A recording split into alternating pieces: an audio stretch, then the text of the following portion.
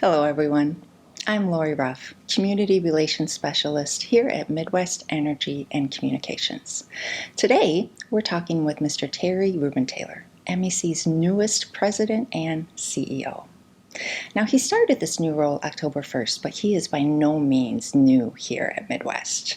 He's actually been here since 1995, almost 3 decades. His background is in engineering, but he has been instrumental and led MEC through a number of changes, including our fiber build-out.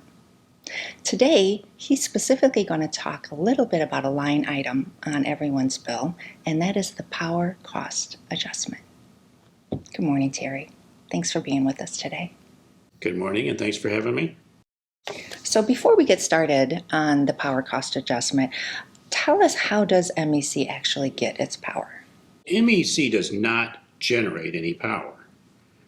We purchase all of our power that's generated from 2 different companies, one from Wolverine Power Cooperative in Cadillac, and the rest from Buckeye Power in Columbus, Ohio. So if MEC doesn't generate its own power, what part does MEC actually play in getting power to your home, my home, our customer's home? The complex electric grid is separated into 3 distinct areas. One is the generation that we just talked about. Secondly is the transmission lines, the big steel towers that you see going across the country. We don't do that part either. So we purchase the power, they get it to our substations that are out in the neighborhoods that we serve. From the substation, then we take the wires to your house. That's called the distribution system. That's the part that MEC controls and maintains and owns. All right, so Terry, I know this is one that many of us have. Why does our bill have so many lines?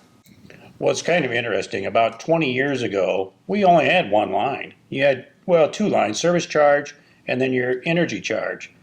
We were mandated by the state to unbundle those charges, and it was similar to long-distance telephone.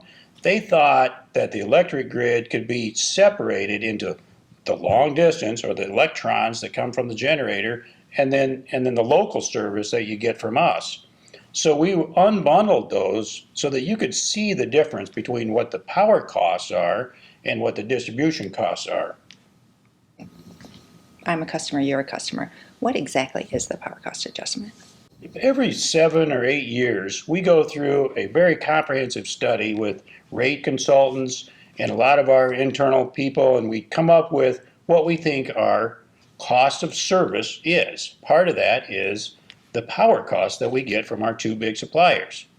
So they go through, they figure out what our total power cost is going to be and estimate it, but then we actually are off, one, it's either cheaper or more expensive than what we originally budgeted.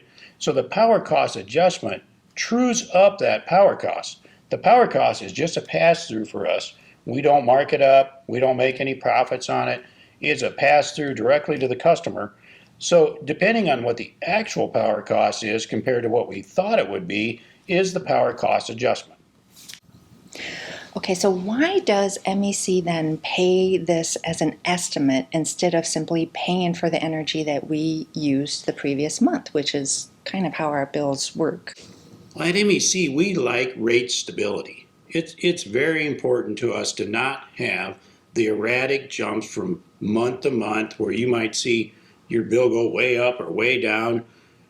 We don't like that, and we don't think the customers want that either. The actual market value of power does fluctuate every hour. And so to maintain that stability, we estimate the bill for the year, and then we true it up with a power cost adjustment to what it actually costs us for the year. And can MEC use any of PCA or power cost adjustment funds to pay off debts or lower our overall rates? Well, actually, no. As I said earlier, the PCA, or all the power cost, is a pass-through to the customer. So we're not able to use those revenues to lower rates or to pay off debt or to trim trees or anything like that. It's power cost, and that's what it's used for, is to directly pass through to the customer what the actual cost of generation and transmission of the power is. Thank you, Terry, for taking the time to talk with us today and shedding a little light on what exactly the power cost adjustment is, and hopefully everyone understands it just a little bit better. So thank you again.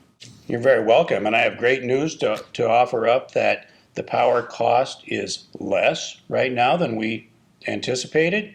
So we're making a adjustment to lower your bill by 0.6 cents. It's going down for the average customer somewhere between $5 and $10 a month. So it's exciting news. It's great for the customers, and we're happy to announce that at this time.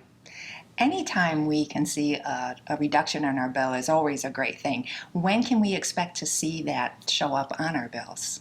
So it actually started the 1st of October. I happened to look at my bill just yesterday and noticed that instead of $10 charge, I got a $5 charge. So it's already there, started the 1st of October, and we forecast that it's going to stay lower for the rest of all of 25. That is great news. So again, thank you, Terry. I appreciate you taking the time to explain that to us. Thank you for having me. I'm very excited to talk about these kind of things.